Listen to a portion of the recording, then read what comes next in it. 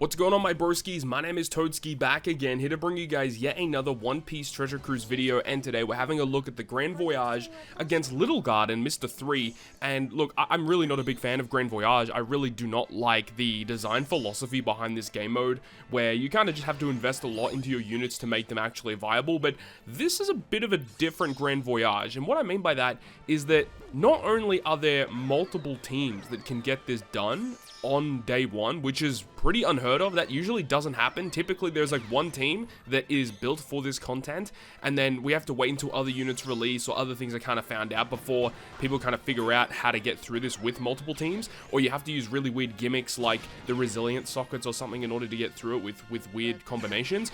But this is very different because there are multiple teams that can get it done, and the thing is that damage isn't really tight at all.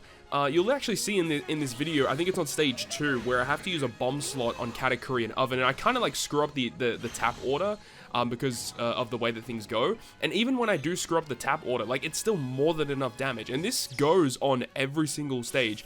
Now, I don't know if this is intended, or did they not buff the HP for level 5 or something, but I'm not complaining, because this was by far and away the easiest Grand Voyage in the game's history, I think. The thing is you don't really need a lot of investments to get the job done. Of course, having higher levels is going to make things a lot easier, but it's not like you need everything limit break expanded. You don't need everything at level 150. I would suggest to get as high as you possibly can without breaking the bank of your materials, but what I would say is that limit break expansion is 100% not required for this at all.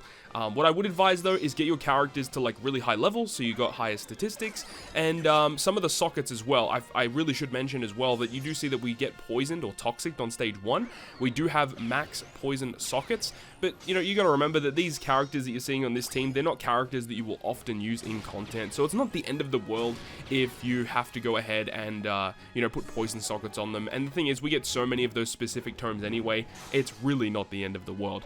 But some of the sockets for this team, or some of the support, should I say, for this team are pretty important. We have one on Sabo, which resists special reverse, which is very important, so that he can actually use his special when it is required. This stage against Dory, we do have the support of Zoro attached to Nami and Robin, so that when we actually kill Dory on this stage, the death hit from Dory doesn't kill us, because it is a pretty significant death hit. It provides us with the damage threshold support, very, very useful here.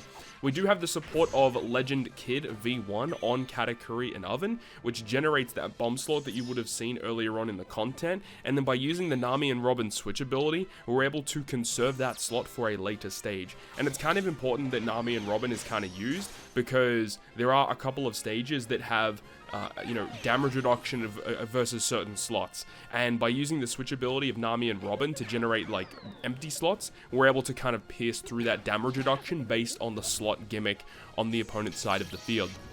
Corazon, obviously really powerful unit, providing healing, gimmick removal, and with the support of Trafalgar Law, we can actually get an orb boost on the final stage, which is very, very good. Vivi and Rebecca for their switch effect, generating that 2.5 times chain lock multiple turns, and it is kind of required to use Vivi and Rebecca, not only because of the chain debuffs that are inflicted on stage 1, but also on the final stage, the enemy does have a lot of turns of increased defense and % damage reduction, and lo and behold, Vivi and Rebecca's special ability does remove all turns of enemies' increased defense and damage reduction, also giving us a color affinity boost, which is very strong. And then the final character here on this team is going to be Ulti and Black Maria. Now, the reason why they're used are because we can use their special ability to grant an attack boost and also a guaranteed conditional boost. And also, when you have them in their dual form, I think it's also in Ulti's form as well, that when you have them as a captain, they will do end of turn damage, which is important because Mr. 3 does have a resilience buff. The thing is, there are multiple teams that can get this done. Some other teams are utilizing the Treasure Map NL Rare Recruit as a support on Nami and Robin, so that when you reach the final stage, it inflicts an end of turn damage buff for your crew. And if you do opt to go down that route, you don't realistically need Ulti and Black Maria as the captain or anything like that, but because we are using them as the captain, we can get around that resilience buff. Katakuri Oven, surprisingly, they are actually useful for this content because they do get around the stun. They reduce their own HP. I believe they provide chain buffs. They're just a really useful character for this content, surprisingly. And if you do have a lot of dupes in them, you can even get them with quite high statistics as well. They do have double special launch as well, but using their special multiple times isn't really required. Now, another thing is the ship for this team. The ship can literally be anything as long as it has a really high multiplier. So I'm using the Whale Shark ship because it gives a 1.75 times attack boost. There are other teams that are utilizing the level 12 Zunisha ship, which I think is the quote-unquote intended way, because it does have the ability to remove special bind on it, but it's not really required because the characters that we use on this team are capable of removing all of the gimmicks anyway. But that's going to wrap it up for me. Thank you so much for watching the video. Good luck on the Grand Voyage, and hopefully you enjoyed it. And if you did, make sure to go ahead and leave a like. And if you want to stay up to date with all the content that I post, including more One Piece Treasure Cruise content, make sure to hit the subscribe button down below. And that, guys, I'll see you guys within the next video.